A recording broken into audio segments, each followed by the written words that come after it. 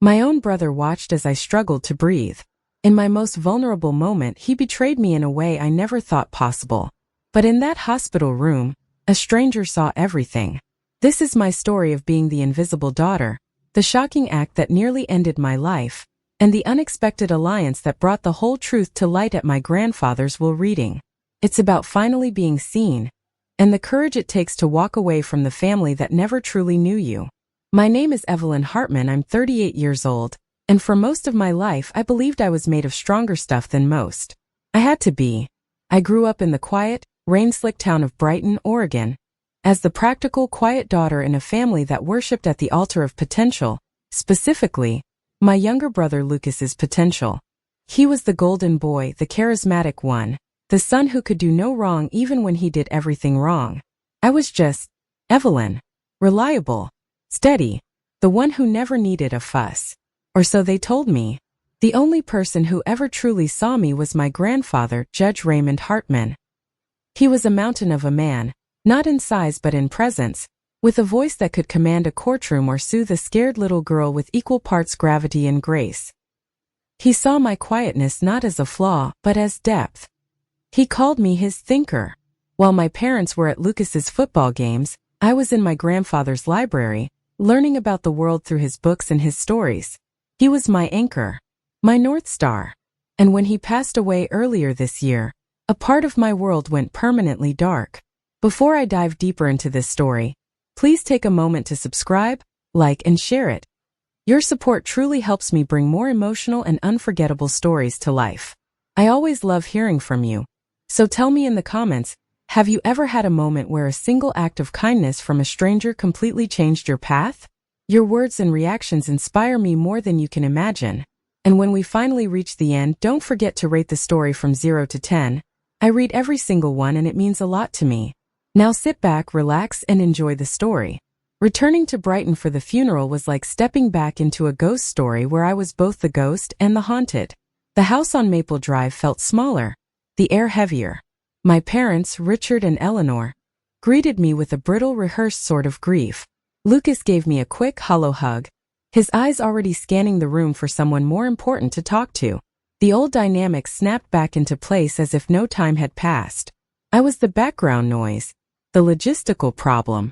Evelyn, can you handle the floral arrangements? Evelyn, the caterers need a final count. It was my role and I slipped into it, folding my own grief into neat, silent squares, tucking it away where no one would have to see it. The stress, the emotion, the sheer weight of unresolved history. It all conspired against a body that has never fully been on my side. I have a hereditary lung condition, one I've managed carefully for years. It's a quiet companion, a slight tightness in my chest on a bad day. But under extreme strain it becomes a monster. The day after the funeral, the monster woke up. I remember feeling a crushing pressure, like an invisible weight was sitting on my ribcage. The world began to tunnel, sounds fading, colors bleeding into gray. The last thing I saw was my mother's vase of lilies on the mantelpiece before the floor rose up to meet me. I woke up to the sterile, rhythmic beeping of a heart monitor, and the cold, plastic sensation of an oxygen tube under my nose. The sharp, clean smell of antiseptic filled my lungs, a blessed mechanical relief. I was in Brightview Medical Center. My body felt like it had been wrung out and left to dry. I was weak, disoriented, but the terrifying fight for air was over. For a moment, lying there in the quiet, dim room, I felt a pathetic flicker of hope. Maybe this stark vulnerability would finally make them see me.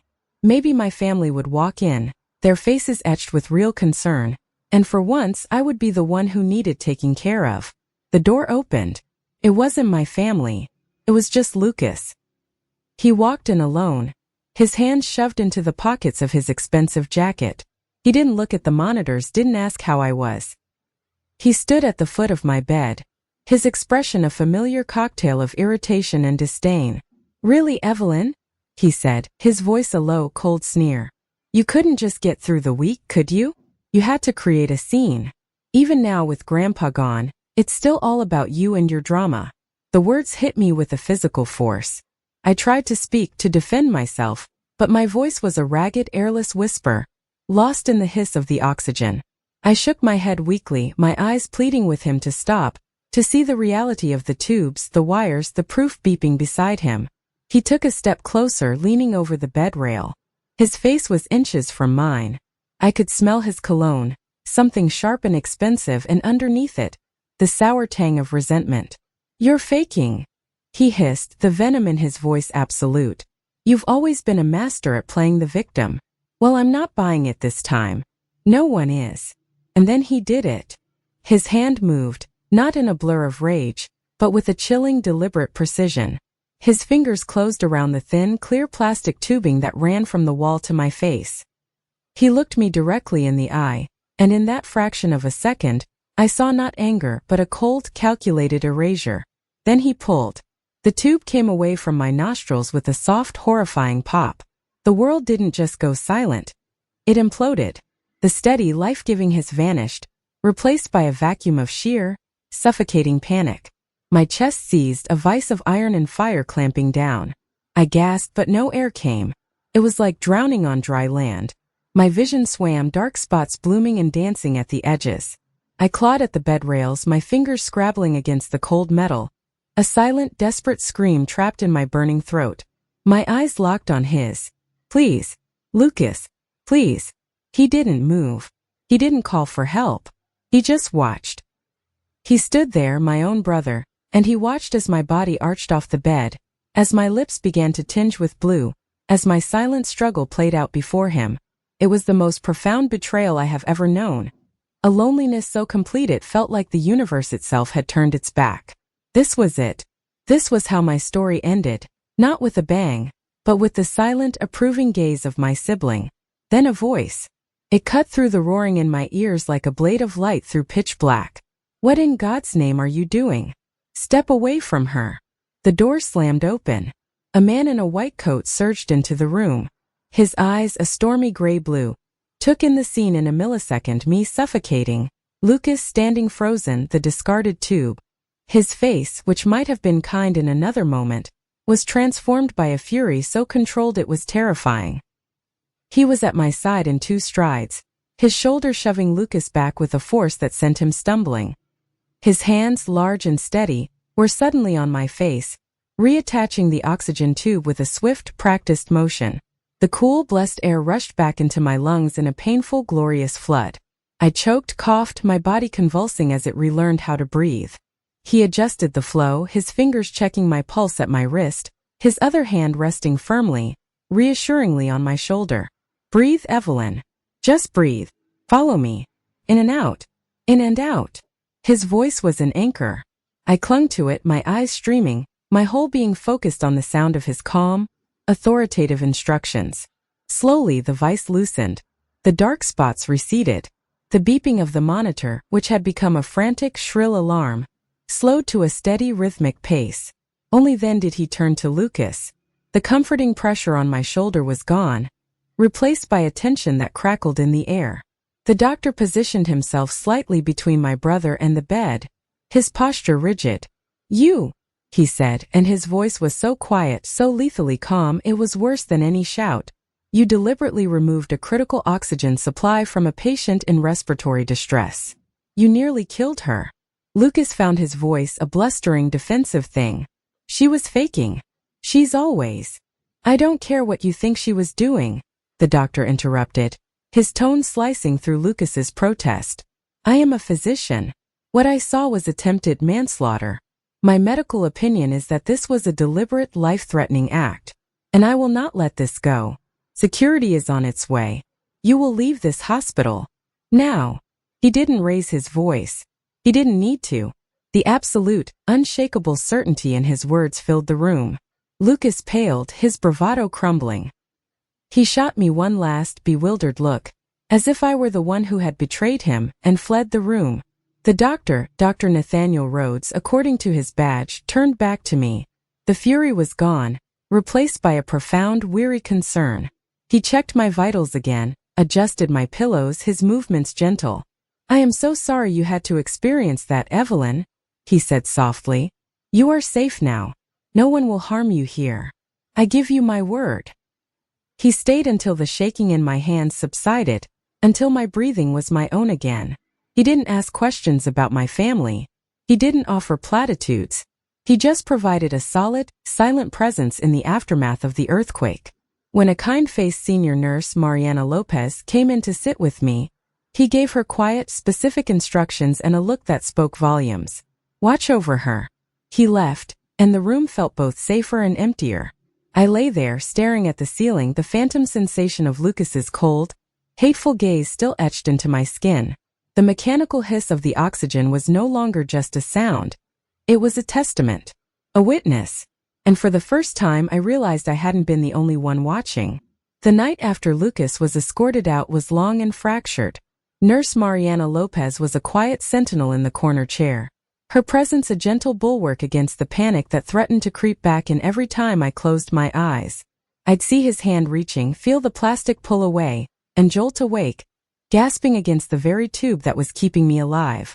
Mariana would murmur soothing words, adjust my blanket, and remind me to breathe. She had a motherly steadiness about her, a calm that seemed born from seeing too much and still choosing to be kind. Sleep, when it finally came, was a shallow, uneasy thing. I dreamed of my grandfather's library, but the books were empty, and he had his back to me. I woke with the dawn, a pale gray light seeping through the blinds, feeling more hollow than rested. The physical crisis had passed, but an emotional one was just beginning to unfold. A soft knock came at the door just after the morning rounds. It was Dr. Rhodes. He looked tired, as if he'd had as restless a night as I had, but his expression was focused, clear. He carried a simple manila folder, not a medical chart. Good morning, Evelyn, he said, his voice a low rumble. How are you feeling? Alive, I managed, the word feeling heavy and significant. Thanks to you. He gave a small, dismissive shake of his head, as if deflecting credit. He pulled a chair close to the bed, not the distant perch of a doctor making rounds, but the deliberate closeness of someone with important things to say. He sat, placing the folder on his knees, and looked at me with an intensity that made the rest of the hospital room fade away. There's something you need to know, he began, choosing his words with care. I wasn't just your attending physician by chance last night. I knew your grandfather. Judge Hartman was my patient for the last 5 years of his life. More than that, he became a friend, a mentor. The air left my lungs again, but not from suffocation, from shock. I stared at him, trying to reconcile this man, this stranger who had been my lifeline, with the private world of my grandfather. He talked about you, Dr. Rhodes continued, and his voice softened. Constantly. Not in the vague, proud way grandparents sometimes do. Specifically, he knew about your environmental research, the paper you published on coastal erosion that got overlooked because the journal was small. He knew you volunteered teaching literacy classes every Saturday for 3 years while you were in grad school. He called you the steadfast heart of the family. He said you had a quiet courage most people mistake for passivity. Tears welled up, hot and insistent. No one had ever described me that way. Not my parents, not my teachers, certainly not Lucas. To hear it now, from this man who had seen me at my most broken, it undid me completely. The night before he passed, Dr. Rhodes went on, watching me carefully. He gave me this. He opened the manila folder and drew out a sealed, cream-colored envelope. My name was written on the front in my grandfather's unmistakable, elegant script. For Evelyn. He was very clear. He said, Nathaniel, if my Evelyn ever finds herself in your hospital, for any reason, you give this to her. And you protect her. She's spent too much of her life without someone firmly in her corner. He made me promise. He handed me the envelope. The paper felt heavy, sacred. My hands trembled as I broke the seal. Inside wasn't a letter, not at first. It was a collection of fragments of my life, carefully curated and preserved. A photocopy of that small journal article, with his notes in the margin. Brilliant synthesis. They don't see the practical application. She does. A faded photograph of me, maybe 16, sitting on the dock at Pine Hollow, lost in a book. He'd written on the back, my thinker. My heart. There were birthday cards I'd sent him, ones I thought he'd probably discarded, pressed flat and kept. And beneath it all, a single sheet of his personal stationery. The letter was short. My dearest Evelyn, if you are reading this, it means you are in a place where you need reminding. So let me remind you. You are not the shadow. You are the light casting it. You are not the echo in our family. You are the voice they have chosen not to hear. Your worth is not, and never has been, determined by their blindness. I have watched you build a life of substance and integrity while others chase glitter. I am so profoundly proud of the woman you are. Do not let their noise become your truth. The cottage is yours. The peace is yours. Take it, breathe it in, and remember your old grandfather who saw you always. All my love, Raymond. I clutched the letter to my chest, sobs shaking through me, silent and deep. It was a love letter of validation, a lifeline thrown across the chasm of his absence. He had seen me. He had always seen me. And he had entrusted that knowledge and my safety to this doctor. Dr. Rhodes sat quietly, giving me the space to fall apart. When my tears subsided into hiccuping breaths, he spoke again, his tone shifting, becoming graver. Evelyn, what happened last night? It triggered a memory for me. And for someone else. He glanced toward the door. Nurse Mariana was there, waiting. He nodded and she came in, closing the door softly behind her. Her kind face was now etched with deep unease. Evelyn, Mariana said, her voice barely above a whisper. I was also one of Judge Hartman's primary nurses during his final days.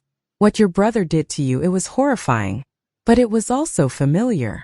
A cold dread, colder than anything I'd felt in that hospital bed, began to seep into my bones. 2 days before your grandfather died, Mariana continued, her eyes darting to Dr. Rhodes as if for strength, your brother Lucas visited him alone in the evening. I was on duty. I checked on the judge after Lucas left. He was asleep, but his oxygen line, it was partially disconnected from the concentrator.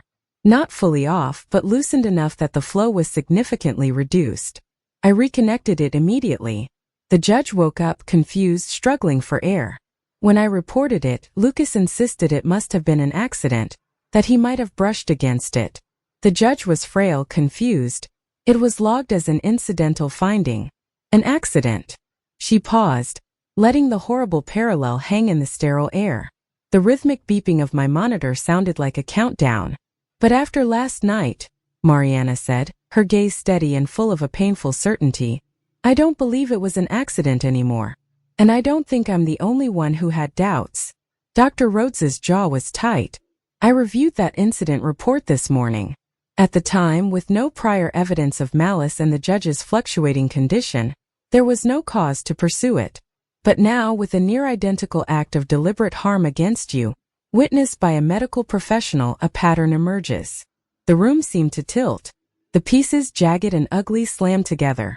Lucas's desperate charisma, his constant, looming financial dramas I'd overheard my parents whispering about, his sense of entitled fury whenever Grandpa spoke of my work, the inheritance. It had always been about the inheritance. He hadn't just tried to silence me last night. He had tried it on our grandfather. A test run. Or maybe the real goal, and I was just a messy loose end. The will reading is tomorrow at Finch & Sons, I said, my voice surprisingly steady. It felt like someone else was speaking.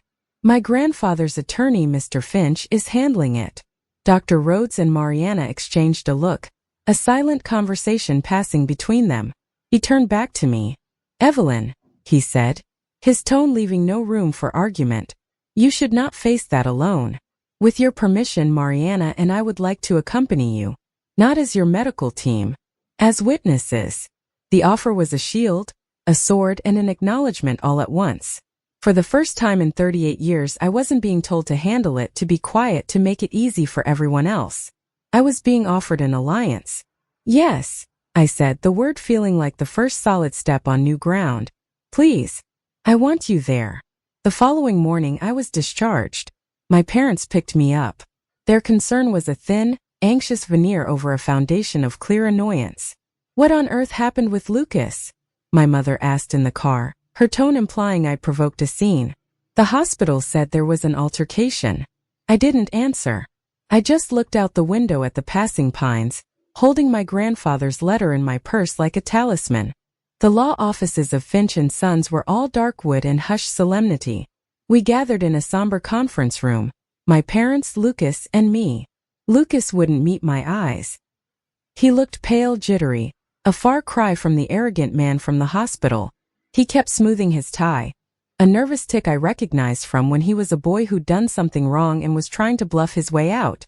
My parents fussed, making small talk with Mr. Alastair Finch, a man with the serene demeanor of someone who has seen family dynasties crumble over a comma. They didn't seem to notice I hadn't spoken a word. Then the door opened again. Dr. Nathaniel Rhodes walked in, followed by Nurse Mariana Lopez. He was in a crisp, dark suit, not his white coat, but he carried the same air of immovable authority. Mariana was in professional attire, her hands clasped neatly in front of her. They stood just inside the room near the back. My father blinked.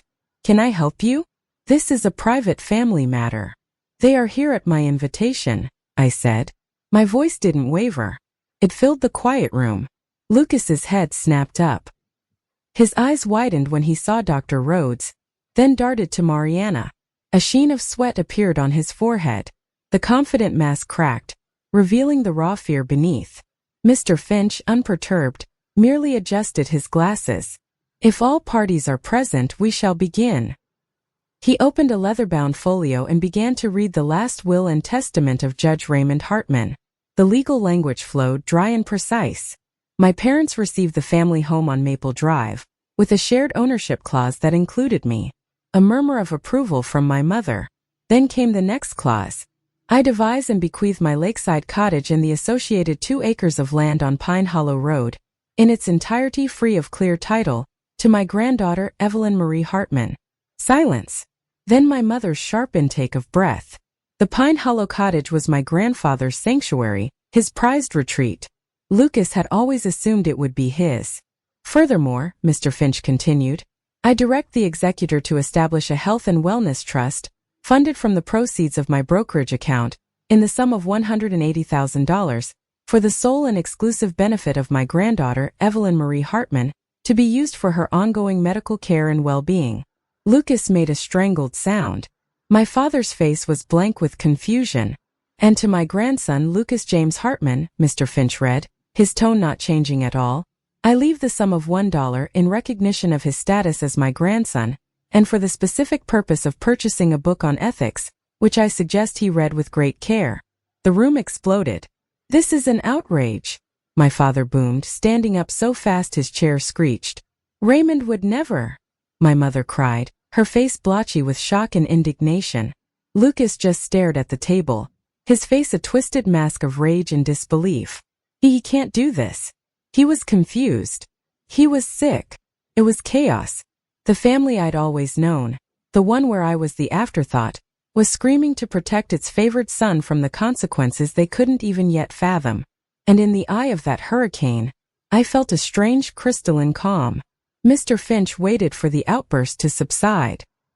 He did not raise his voice. He simply looked over his glasses, first at my spluttering parents, then at Lucas, and finally his gaze landed on me, and he gave the faintest, almost imperceptible nod. There is a final codicil to the will, he said, his voice cutting through the noise. It grants discretionary authority to the executor, myself, to admit relevant testimony pertaining to the testator's state of mind and the circumstances surrounding his bequests, should it be deemed necessary for the equitable execution of his wishes. He looked toward the back of the room. Dr. Rhodes, the judge held you in the highest regard. Would you care to shed some light? All heads turned. The hurricane's fury died into a terrible waiting silence. Lucas looked like he was going to be sick. Dr. Nathaniel Rhodes stepped forward. He didn't walk to the head of the table. He simply stood where he was, a pillar of calm in the storm of emotion. He looked not at my parents, not at the attorney, but directly at Lucas.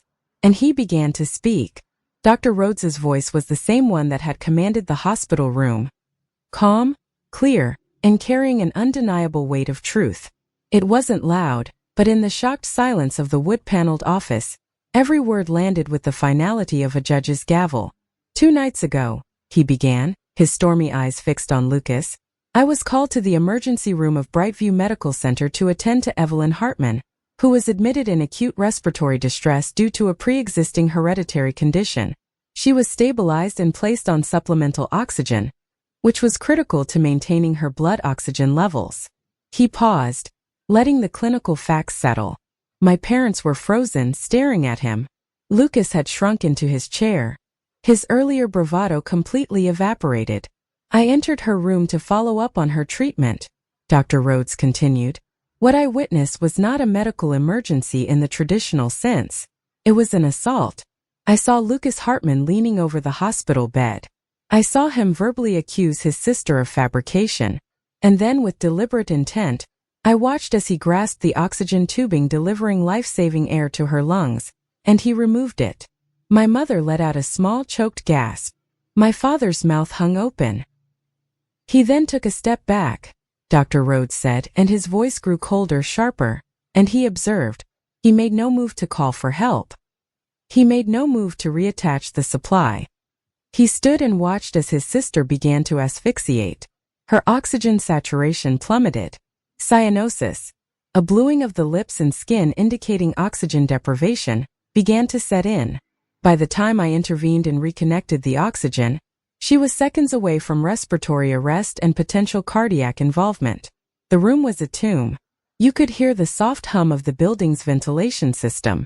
In my professional medical opinion, Dr. Rhodes stated, each word measured and precise, this was not an accident. It was a conscious, willful act that directly and immediately endangered Evelyn Hartman's life. I documented it as such. I reported it to hospital security. The only reason formal charges are not already pending is because the victim, until this moment, has been incapacitated and has not yet been interviewed by police. He finally shifted his gaze, sweeping it across my parents' horrified faces. This is the man you are defending. This is the character of the person Judge Hartman, in his profound wisdom, chose to disinherit. The dam of my father's disbelief broke, but not in the direction I'd expected a lifetime ago. He turned to Lucas, his face ashen. Is this true? The question was a raw, wounded thing. Lucas didn't answer. He was shaking, his eyes darting wildly from his father to Dr. Rhodes to the door, like a trapped animal. Then Mr. Finch spoke again, his tone neutral. Nurse Lopez, you have a statement pertaining to the testator, Judge Hartman. Mariana stepped forward. Her hands were clasped tightly, but her voice was steady, infused with the quiet dignity of someone who has spent a lifetime caring for others. I was Judge Hartman's primary day nurse during his final week. 2 days before he passed, his grandson, Lucas Hartman, visited him alone in the evening. I performed my routine checks. After Mr. Hartman left, I entered the judge's room. He was asleep, but his breathing was labored. I checked his equipment. The connection from his oxygen concentrator to his nasal cannula had been partially disengaged. It was not fully disconnected, but loosened enough to severely restrict his airflow. I reconnected it properly. The judge woke up in distress. She looked directly at Lucas, her expression not angry but profoundly sad. When I asked you about it, you said it must have been an accident, that you might have brushed against it. Given the judge's condition and the lack of any prior incidents, it was logged as accidental. But after what I learned happened to Evelyn with the same method, the same perpetrator, I no longer believe that. I believe you attempted to hasten your grandfather's death, perhaps hoping his will was not yet updated. And when that failed, or when you saw Evelyn as an obstacle to what you felt was your rightful inheritance, you tried the same thing on her. The final piece of the horrible puzzle clicked into place with an almost audible sound. My father sank back into his chair, his hand over his mouth. My mother was crying silently, tears streaming down her face, not in defense of Lucas now, but in a dawning horror of what her son had become, and perhaps in a terrible belated shame for what they had enabled. The pressure in the room became unbearable, and Lucas shattered. You don't understand, he burst out, his voice breaking into a sob. He wasn't defending himself anymore. He was vomiting up a confession under the weight of the truth. The debts, they were everywhere. The business was failing. I was going to lose everything. Grandpa had all that money just sitting there, and that stupid cottage worth a fortune in land. He loved me. He was supposed to help me. But all he ever talked about was Evelyn. Evelyn the good. Evelyn the smart. Evelyn who never needed anything. He was weeping openly now, ugly gasping sobs. That night with him, I thought if he went a little sooner before he could change anything, it would be easier. For everyone. And then she comes back. He jabbed a trembling finger at me, his face contorted with a hatred so pure it was almost childish, playing the perfect grieving granddaughter, making sure he remembered her in the end, and she got sick. It was a gift. It was the perfect way for her to just fade away with him. No one would question it. It would just be the weak, sick sister who couldn't handle the loss. His words hung in the air, a toxic cloud of entitlement and madness. My parents were statues of grief and shock. Dr. Rhodes's expression was one of grim vindication. Mariana looked away, pained. And me? I felt something strange. Not rage. Not even hatred. It was a vast, emptying sadness, and beneath it, a final, definitive release. The brother I had spent a lifetime trying to earn a shred of kindness from was gone. He had never existed. In his place was this desperate, hollow stranger who saw people as obstacles or tools. I stood up. The movement was slow, deliberate. All eyes turned to me. For the first time in that room in my life, I held the full, undivided attention of my family. And I didn't use it to plead or to scream or to list my wounds. I looked at Lucas, who was now a crumpled, weeping mess in the expensive leather chair. I am not pressing criminal charges, I said. My voice was quiet, but it carried the same calm finality as Dr. Rhodes's. It was my own voice found at last. Lucas's head snapped up, a flicker of pathetic hope in his red-rimmed eyes. Not because you deserve leniency, I continued, and the hope in his eyes died, but because I refuse to spend another single day of my life with you in it. I will not sit through a trial. I will not give you another moment of my energy, my pain, or my story. Our relationship, whatever it ever was, ends here. Today. You are a stranger to me. If you ever come near me again, I will have you arrested so fast it will make your head spin. That is my mercy. That is my justice. I turned to my parents. Their faces were pale masks of regret. And you, I said, and the sadness welled up, but I didn't let it shake my voice. You created this. Your blindness created his monster. Your neglect created my ghost. I don't know if we can ever have a relationship again. That will depend on if you are ever able to see me, the real me, not the convenient, quiet daughter, and to truly reckon with what your favoritism wrought.